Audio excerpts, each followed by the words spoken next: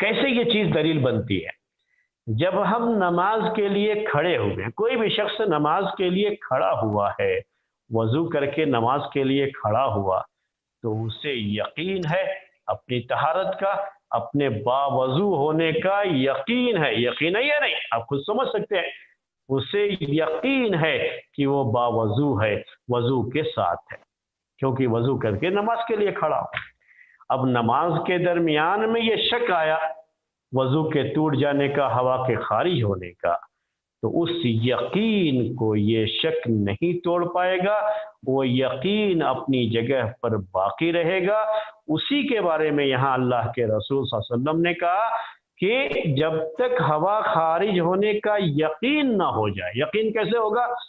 Smell आ रही है, या ये कि जो है आवाज़ आई उसकी हवा के खारिज होने की, जब तक यकीन ना हो तब तक नमाज छोड़ के नहीं जाएगा, क्योंकि यकीन को शक ज़ाइल नहीं करता है। यही कायदा, इसीलिए बनाया ये कायदा कि जो यकीन था तहारत का, वो यकीन उस वक्त तक ख़त्म नहीं होगा जब तक दूसरा यकीन ना आ जाए। दूसरा यकीन कब आएगा? जब यकीन हो हवा के खारिज होने का। अगर ये यकीन नहीं है, महज शक है, तो इस शक की बुनियाद पर हवा के खारिज होने को मान करके ये समझ ले कि वज़ू टूट गया, अब वज़ू करने जाए, तो ऐसा शरीयत ने हुक्म नहीं दिया है। इससे मेरे भाइयों, आपको ये भी अंदाज़ा हो रहा होगा कि हमारी ये शरीयत, हमारा ये दीन, हमारा ये मज़हब हम पर कितना रहम करता है, हमारे लिए कितनी आसानियां पैदा करके रखा है कि जब हम किसी चीज के ताल्लुक से यकीन पर हैं, तो आने वाला शक हमें उसमें कोई नुकसान नहीं पहुंचा सकता, और उसकी वजह से हमारा वो यकीन अपनी जगह से टलेगा नहीं, हमारा यकीन बाकी रहेगा, और उसी यकीन पर बाकी रहते हुए हमारा अमल भी जारी रहेगा। यकीन मानिए मेरे भाइयों और मेरी बहनों कि अगर ये चीज़ शरीयत में न होती, तो आज मुसलमानों की अक्सरियत परेशान होती। एक ही मसला नमाज का नहीं, बहुत से मसाइल, परेशान होती। कैसे परेशान होती? अब यही नमाज में वो ख्याल आ रहा है कि हवा खारिज हो गई, अब गया वजू करने, अब शैतान तो वसवसे डालता ही रहता है, फिर आया, फिर जो है उसको पेट में कुछ महसूस हुआ, कुछ जो है घबराहट हो रही थी, तो डर हुआ कि जो कहीं हवा भी ना खारिज हो गई हो, तो फिर जाएगा।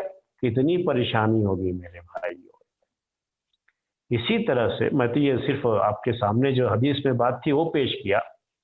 आप गोश्त खरीदने जाते हैं, अब गोश्त खरीदने गए आप, अब वो एक मुसलमान गोश्त बेच रहा है और आपको यकीन है पहले से कि ये हलाल गोश्त ही बेचता है। अब यकीन है तो उसकी वजह से आप वहां से गोश्त ले लेते हैं। लेकिन शक आता है। शक क्या आता है कि ये अगरचे कि मुसलमान है, लेकिन हो सकता है कि ज़बह करने के वक्त में बिस्मिल्लाह ना कहा हो। ये शक, एक शक है। अगर इस शक को अमल में लाया जाए तो आप किसी भी दुकान से गोश्त नहीं खरीद पाएंगे। जब तक कि आप वहां रहे ना ज़बह करने के टाइम में और अपने कान से सुन न ले कि उसने बिस्मिल्लाह कहा, तो फिर तो आप कोई गोश्त ही नहीं खा पाएंगे। तो कितनी परेशानी होती, जरा सोचिएगा इस मसले को, कितनी परेशानी होती है हमें।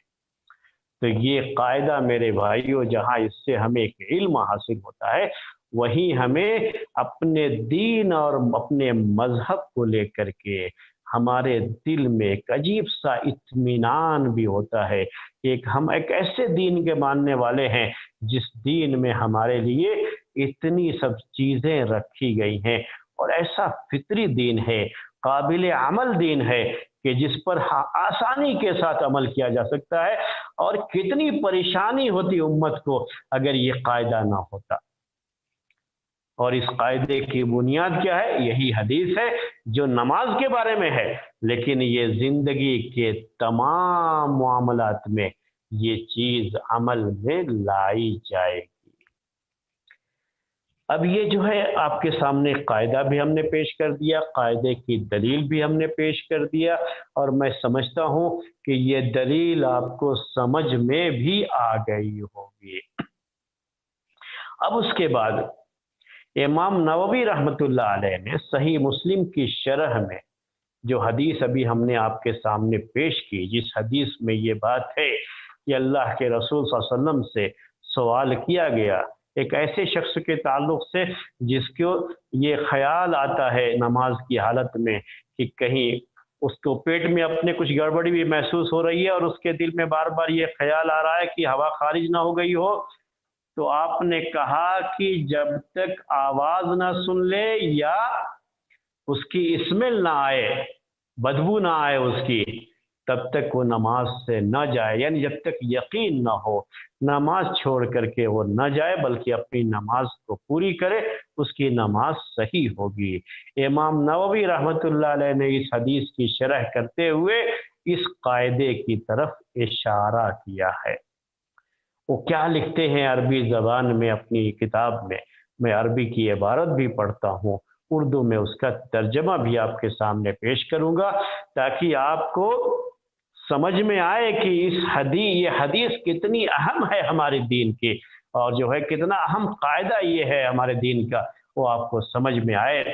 تو کہتے ہیں کہ ھذا الحدیث اصل من اصول الاسلام، کہ یہ حدیث اسلام کے اصول میں سے، اسلام کے قواعد میں سے، اسلام کے ضوابط میں سے بڑا اہم ضابطہ ہے، بڑا اہم قاعدہ ہے۔ وقاعدۃ عظیمۃ من قواعد الفقہ، اور فقہ کے قواعد میں سے یہ بڑا عظیم قاعدہ ہے، بہت بڑا قاعدہ ہے یہ۔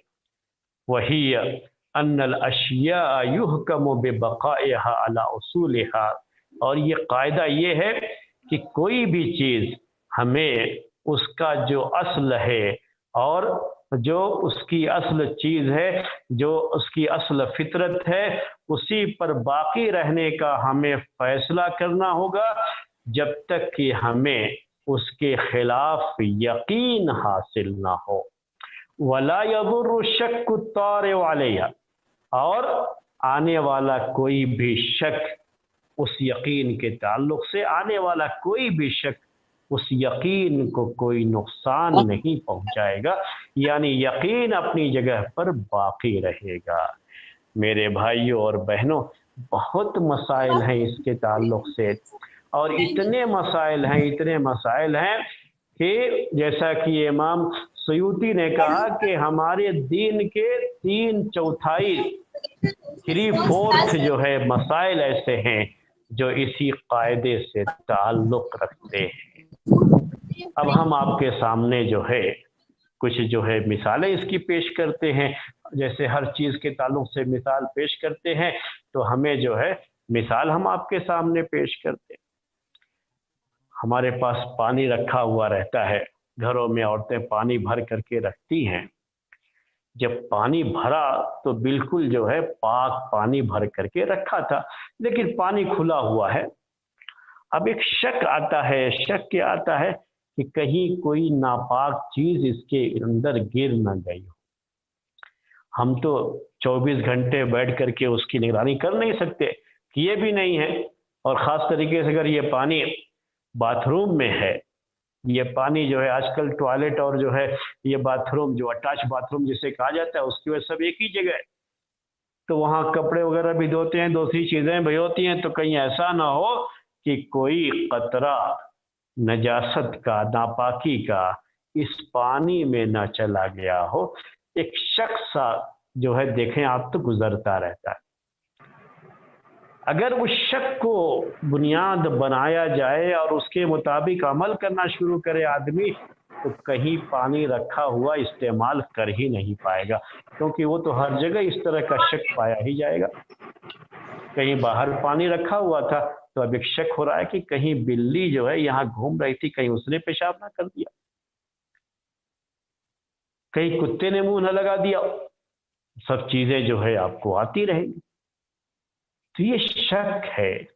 یقین یہ ہے کہ جب ہم نے پانی رکھا تو بالکل پاک صاف پانی رکھا تھا، تو ہم یہی کہیں گے اور اسی کے مطابق ہمارا عمل رہے گا کہ یہ پانی پاک ہے، ہم اس سے وضو بھی کر سکتے ہیں، اس سے غسل بھی کر سکتے ہیں، جب تک کہ ہمیں یقین نہ ہو کہ اس میں کوئی ناپاک چیز پڑ گئی ہے۔ صرف شک کی بنیاد پر کسی پانی کو بہانا ضروری نہیں ہو جائے گا، شک کی بنیاد پر نہیں، یقین ہونا ضروری ہے۔ اب اس کے ساتھ جو ہے ہم آپ کو ایک اور مثال جو ہے پیش کرتے ہیں۔ کپڑا ہمارا کہیں بھی رکھا ہوا ہے، گھر میں کپڑا دھو دھا کر کے ہم نے کپڑا رکھا ہے، سوکھنے کے لیے ڈال دیا۔ اب جو ہے اب جو لوگ ندیوں وغیرہ میں جاتے ہیں نہانے کے لیے تو وہ بھی نہا کر کے کپڑا دھو کر کے باہر پھیلا دیتے ہیں میدان میں۔ اب اس میں ایک ڈر تو یہ رہتا ہے بہرحال کہ کہیں کسی چیز جیسے بلی وغیرہ ہے، اگر اس نے پیشاب کر دیا ہو، کوئی اس طرح کی چیز ہوئی ہو تو وہ ناپاک ہو جائے گا، اس کا پیشاب ناپاک ہی ہوتا ہے۔ تو اب یہ مسئلہ بچہ ٹہل رہا تھا، کہیں بچے کے جو ہے پیشاب کا کوئی قطرہ اس کے اوپر نہ پڑ گیا، شک بحال رہتا ہے، یقین تو نہیں رہ سکتا، شک تو رہتا ہے۔ لیکن جب ہم نے کپڑا ڈالا ہے، کپڑا گھر میں رکھا ہے تو کپڑا بالکل پاک تھا، تو اس طرح کے کسی شک کی اس میں کوئی جو ہے گنجائش نہیں رکھی شریعت نے کہ اس طرح کے شک کی بنیاد پر خواہ ہم کپڑے کو دھونے جائیں اور بغیر دھوئے اپنی آنکھ کے سامنے سکھا کر کے پھر جو ہے اسے اچھی طرح سے پیک کر کے کہیں رکھے ہوں تبھی پہنیں گے، اگر کہیں باہر کپڑا پڑا ہوا تھا تو نہیں پہنیں گے، ایسا کچھ نہیں۔ میں نے کہا آپ کو کہ اگر اس طرح کی بات نہ ہوتی، شریعت کا یہ قاعدہ نہ ہوتا تو لوگ بہت پریشانی میں پڑ جاتے تھے۔ راستہ چلتے ہوئے بھی کبھی کبھی ایسا ہو جاتا ہے کہ راستہ چلتے ہوئے کہیں پانی ہے، گندا پانی ہے، جو ہے آپ جانتے ہیں کہ خاص طریقے سے بارش وغیرہ ہوتی ہے یا اور بھی جو ہے اس طرح کے جو مسائل ہوتے ہیں، تو یہ گندا پانی ہے، گاڑی والا سائیکل والا کوئی گزرا، ہم جا رہے تھے تو اس کے گزرنے کی وجہ سے پانی وہاں سے اڑا، لیکن ابھی ہمیں یہ صرف شک ہے کہ ہمارے کپڑے تک پہنچا یا نہیں پہنچا، ہمیں شک ہے، صرف پانی اڑا ضرور لیکن ہمارے کپڑے تک پہنچا، ہمارے جسم تک پہنچا، ہم تک پہنچا، یہ صرف ایک شک ہے۔ تو شک کی بنیاد پر جو آپ پاک صاف کپڑا پہن کر گھر سے نکلے ہیں، اس کی پاکی صفائی پہ کوئی فرق نہیں آئے گا، نہ آپ کو کپڑا دھونے کی ضرورت ہے، نہ اس کپڑے کو بدلنے کی ضرورت ہے، اسی کپڑے میں جائیے، نماز پڑھیے، کوئی مسئلہ نہیں، کیونکہ کپڑے کا پاک ہونا یہ یقین ہے، اور نجاست کا لگنا یہاں پر ایک صرف شک ہے۔ ایسا آپ نے دیکھا نہیں کہ ہاں واقعی کپڑا پر جو ہے پانی اڑ کر کے کپڑے پر لگا، وہ آپ کو یقین نہیں ہے، تب جو ہے آپ کو شک کی بنیاد پر نہ اسے دھونے کی ضرورت ہے نہ اسے نکالنے کی ضرورت ہے۔ اب اسی میں تھوڑا سا اگر ہم بدل دیتے ہیں کہ ہم نے دیکھا کہ کپڑا جو ہے وہ جو ہے پانی اڑا اور ہمارے کپڑے تک پہنچا بھی، ہم نے دیکھ لیا کہ پہنچا ہمارے کپڑے تک، تو اب کیا ہے، یہاں پر شک نہیں ہے، یہ تو یقین ہے کہ پہنچا ہے، تو ہمیں اسے دھونا پڑے کیونکہ یقین ہے، یہ شک نہیں ہے یہ۔ اسی طرح سے اگر ہمیں یہ معلوم ہو کہ کپڑے پر پانی آ کر کے پہنچا تو ہے لیکن کہاں لگا وہ نظر نہیں آ رہا ہے کہیں بھی، کیونکہ نجاست کا کوئی رنگ اس میں نہیں تھا، جس کی وجہ سے کپڑے پر کوئی رنگ نہیں آ سکا، کوئی دھبا نہیں آیا، لیکن کپڑے پر پہنچا ضرور ہے، یہ ہمیں یقین ہے، تو ہمیں اس پورے کپڑے کو دھونا پڑے گا، کیونکہ جب تک پورا کپڑا نہیں دھوئیں گے تب تک ہمیں اس نجاست کے دور ہونے کا یقین نہیں ہوگا۔ تو یہ سب چیزیں ہیں میرے بھائیوں، اور اسلام نے ہمیشہ کس پر رکھا ہے مسئلہ؟ یقین پر رکھا ہے، اور شک کے بارے میں کہا ہے کہ شک کو آپ دور بھگائیے، شک کو اپنے قریب مت آنے دیجیے، دین کے مسائل میں عمل کرتے ہوئے یہ جو ہے مسئلہ تھا۔ اس کے بعد آپ کے سامنے جو ہے اب ایک مسئلہ ہے، آپ نماز پڑھتے رہتے ہیں، نماز کے دوران آپ کو اب یہ جو ہے یاد نہیں رہا کہ 3 رکعت ہوئی ہے یا 4 رکعت ہوئی ہے، 3 رکعت ہوئی ہے یا 4 رکعت. آپ نے ابھی 3 رکعت پڑھی یا 4 رکعت پڑھ لی، آپ کو شک ہے 3 یا 4 ہونے میں، کیا کریں گے نماز میں؟ میں آپ سے پوچھنا چاہ رہا ہوں تاکہ آپ کو جو ہے کس حد تک یہ بات سمجھ میں آئی، آپ کو اور آسانی ہوگی سمجھنے میں. جی بتائیے. السلام علیکم. ہاں، جتنے رکعت کا یقین ہو آپ کو اتنا چھوڑ کے باقی کمپلیٹ کرنا ہے. تو 3 اور 4 کا شک جو ہے، 3 اور 4 کا مسئلہ ہے کہ 3 ہے یا اگر 4 ہے. یقین ہے کہ 3 یقین پڑھے کس کا ہیں. ہوا؟ یہ 3 کا ہوا. 3 کا ہوا. جب بھی آپ کو 3 اور 4 کا شک ہے تو یقین میں کیا ہوگا؟ یہ 3 3 جی یقینی ہے جی اور 4 کا آپ کو کیا ہے؟ شک ہے. سمجھ شک میں ہے. آ گیا آپ کو یہ؟ جی جی جی جی. تو اب کیا کریں گے؟ کیا ہے قاعدہ؟ یہ کہ یقین باقی رہے گا اور شک کی وجہ سے یقین زائل نہیں ہوگا، شک کو دور کیا جائے گا. تو اب مسئلہ یہاں پر کیا کرنا پڑے گا؟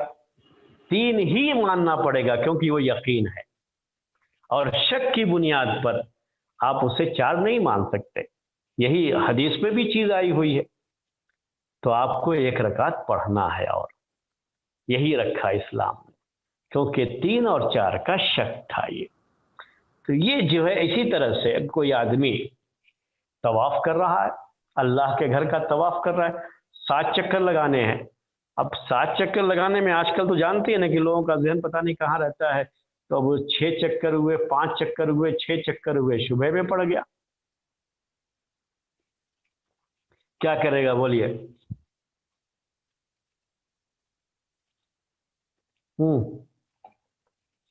جواب دیجئے، کیا کرے گا؟ کم والے کو یقین بنائے گا اور باقی مکمل یعنی کرے گا. اگر جو ہے اسے 6 یا 7 کا یہ ہے کہ 6 ہوا یا 7 ہوا تو 6 مانے گا وہ، کیونکہ وہی یقین ہے، اور شک کی بنیاد پر وہ یقین زائل نہیں ہوگا. 6 مان کر کے اسے 1 چکر اور لگانا پڑے گا تاکہ 7 مکمل ہو. کنکڑیاں مارتے ہیں حج میں، تو کیا کرنا پڑے گا؟ 7 کنکڑیاں مارنا ہے. اب اس کو شک ہے کہ 6 مارا کہ 5. الگ کنکڑیاں ہاتھ میں ہوں تو شک نہیں ہونا چاہیے، لیکن جو ہے اگر زیادہ کنکڑیاں لے کر کے گیا ہے ہاتھ میں تو اس وقت یہ چیز ہو سکتی ہے کہ اب اس کو شک ہو رہا ہے، گنے ہوئے کنکڑیاں نہیں تھیں تو شک ہوگا. تو وہاں پر بھی اس کو یہی عمل کرنا پڑے گا کہ جو یقین ہے اسی کے مطابق وہ پوری 7 کا جو عدد ہے وہ مکمل کرے گا. اسی طرح سے میں آپ کو اور جو ہے تھوڑی سی مثالیں دے رہا ہوں سمجھانے کے لیے آپ کو، اور آپ سے ہی پوچھوں گا جو ہے اس سلسلے میں. جو میں نے آپ سے کہا نا کہ دین کے ہمارے تقریباً جو ہے 3/4 جو ہے، یعنی 3/4 اتنے مسائل، اس کا تعلق جو ہے اسی قاعدے سے ہے. اب آپ سے ہم ایک سوال اور کرتے ہیں کہ ایک شخص جو ہے اس کا مسئلہ یہ ہے کہ رمضان کے مہینے میں ابھی سورج ڈوب گیا یا نہیں ڈوبا، اس کو اس کا شک ہو گیا، ڈوب گیا یا ابھی باقی ہے، تو کیا کرے گا؟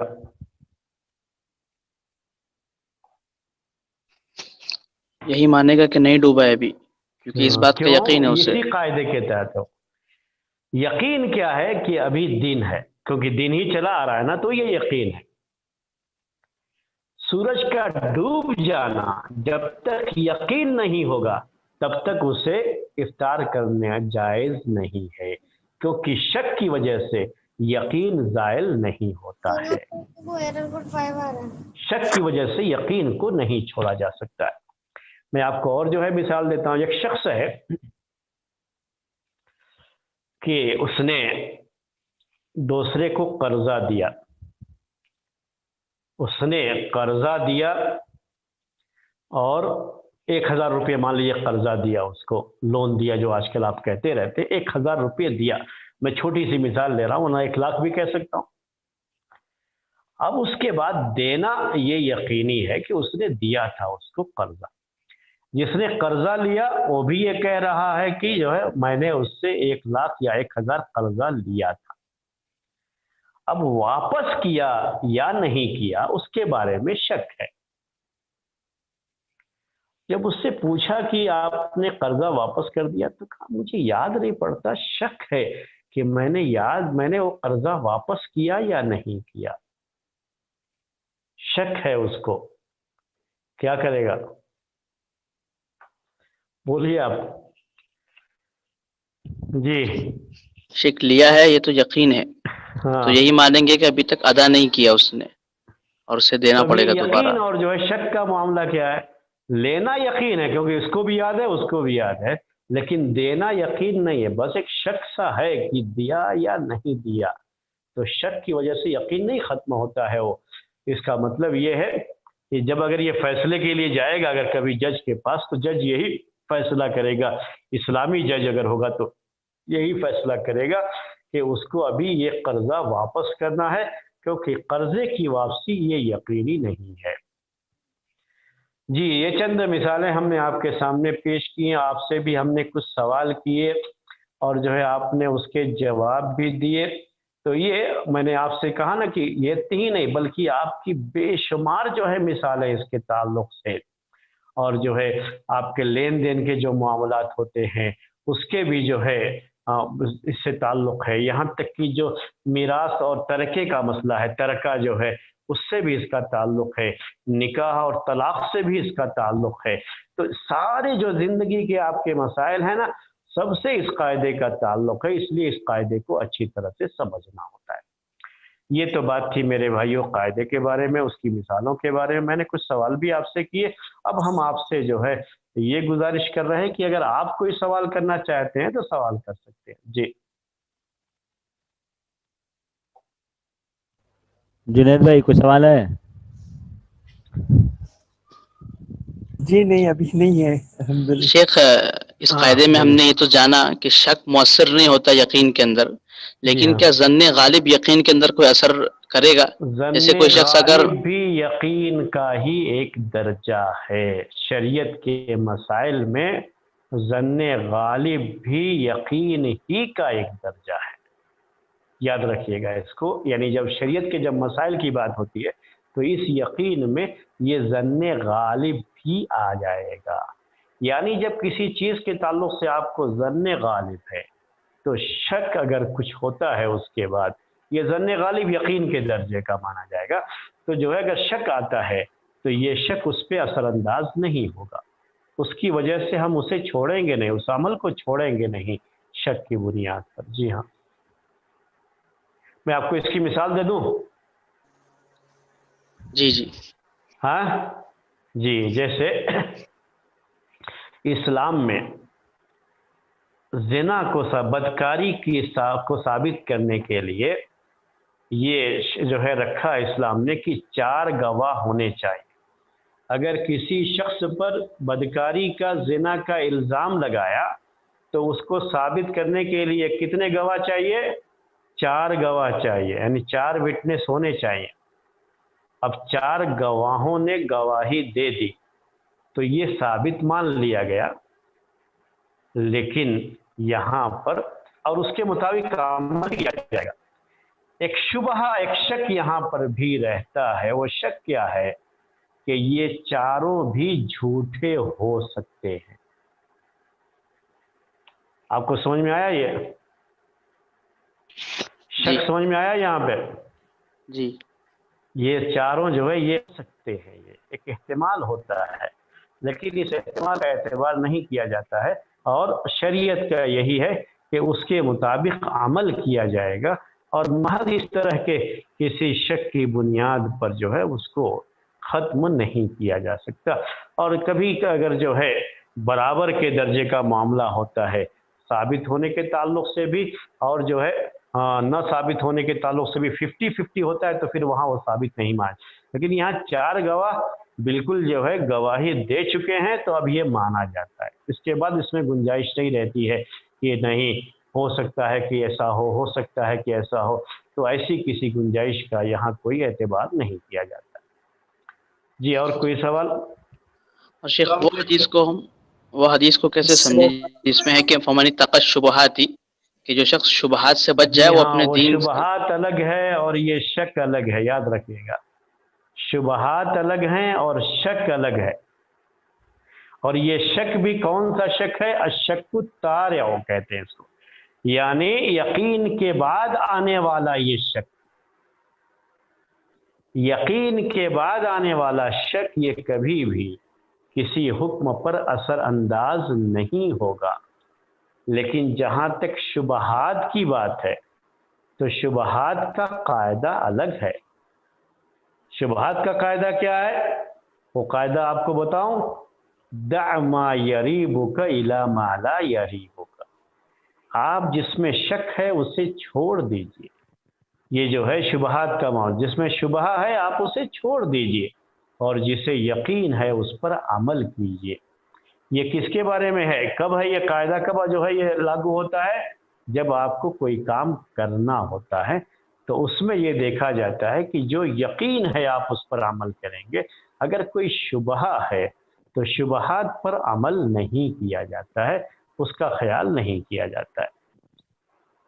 اور یہ جو قاعدہ ہے، یہ قاعدہ کیسا ہے کہ آپ کو یقین ہے کسی چیز کا، لیکن اس کے بعد کوئی شبہ آ رہا ہے اس یقین کے تعلق سے، تو وہ شبہ یا وہ شک جو آ رہا ہے اس کا کوئی اعتبار نہیں کیا جائے گا۔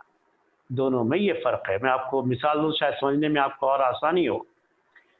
جیسے ابھی ہم نے نماز کے بارے میں بات کی، یقین کے ساتھ کہ آپ پاک ہیں، آپ نماز میں داخل ہوئے، تو یہ یقین ہے یہ، اور ایک یقین کے ساتھ آپ نے ایک کام شروع کر دیا، بیچ میں کوئی شبہ آ رہا ہے، شک آ رہا ہے، تو اس کا کوئی اعتبار نہیں ہوگا۔ دوسری مثال جو آپ کے بھی شبہات کی بات تھی، وہ یہ ہے کہ آپ کرنا چاہ رہے ہیں کوئی کام، آپ کوئی کام کرنا چاہ رہے ہیں، اور اس کام کے تعلق سے کوئی شبہ آ گیا، تو بجائے اس شبہے کے ساتھ آپ وہ کام شروع کریں، آپ یقین کے ساتھ جو ہے اس میں داخل ہوں۔ جیسے آپ نے عصر میں وضو کیا تھا، نماز پڑھی، لیکن مغرب کے ٹائم میں آپ کو شبہ ہے کہ آپ کا وضو ٹوٹ گیا ہے، شبہ ہے، یقین تو نہیں ہے وضو ٹوٹنے کا، لیکن شبہ ہے، شک ہے، تو کیا کریں گے؟ آپ وضو کر کے آپ نماز میں داخل ہوں، کیونکہ یہاں جو ہے شبہے کو، جو شبہ ہوتا ہے نا، اس کو یقین کے درجے میں آپ کو لانا ہوتا ہے۔ یہ کب ہوتا ہے؟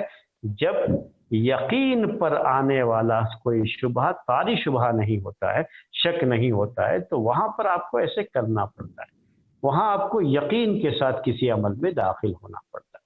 تو جہاں یقین کے ساتھ عمل کیا جا سکتا ہو وہاں شبہات کو ایک کنارے کیا جاتا ہے، اور اسی کا شریعت میں حکم ہے، دع ما یریبک الی ما لا یریبک۔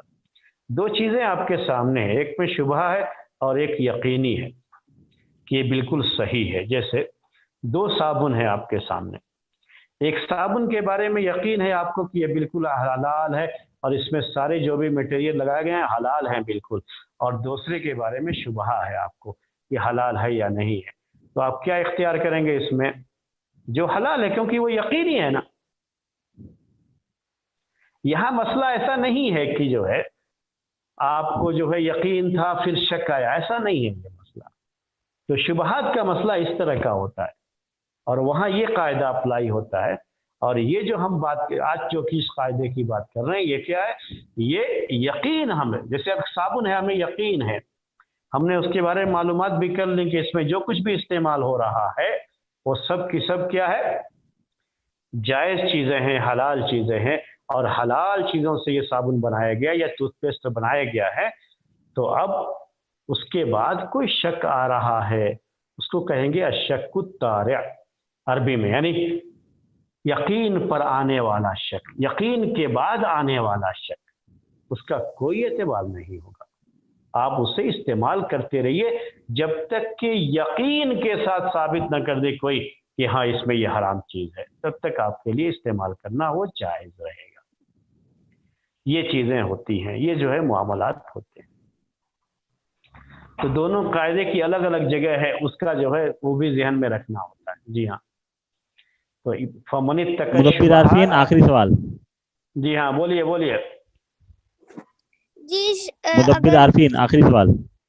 جی اگر کوئی شخص سلک کا ڈریس پہنے اور اسے شک ہو کہ وہ سلک کا ڈریس پہن رہا ہے اور اس کو یقین ہو گیا ہے کہ وہ سلک کا ڈریس ہے، تو وہ کیا کرے؟ پھر سے کہیں گے، میں ایسا سوال سن نہیں پایا. اگر کوئی شخص سلک کا ڈریس پہن رہا ہو اگر اور کوئی اسے شخص شک سلک تھا، کا ڈریس پہنا ہے، سلک کا، تو سلک کا ڈریس یہ مرد ہاں، کے لیے اور جائز نہیں، اگر عورتوں اسے کے لیے شک جائز. ہو، تو اگر اگر کوئی اسے شخص شک ہو تو وہ سلک کیا کا کرے؟ ڈریس پہنا ہے، ہاں پھر سے کریں سوال. اسے شک تھا اور پھر جا کے اسے یقین ہو گیا، تو وہ کیا کرے گا؟ یقین کس چیز کا ہو گیا؟ کہ وہ سلک کا ڈریس ہے. یقین ہو وہ گیا کہ سلک کا ہے. ڈریس پہنا تھا لیکن اس کو اس بات کا خبر نہیں تھی کہ وہ سلک ڈریس حرام ہے مردوں کے لیے. اور جب پہنا تھا تو خبر نہیں تھی، جب پہن لیا تو بعد میں اس کو خبر آئی کہ وہ سلک ڈریس حرام ہے.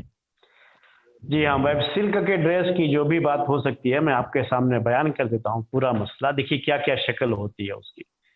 پہلی شکل یہ ہے کہ ڈریس خرید کر کے لے کر کے آئے اور پہن لیے، ہم کو یہ پتا نہیں تھا کہ یہ سلک کا ہے.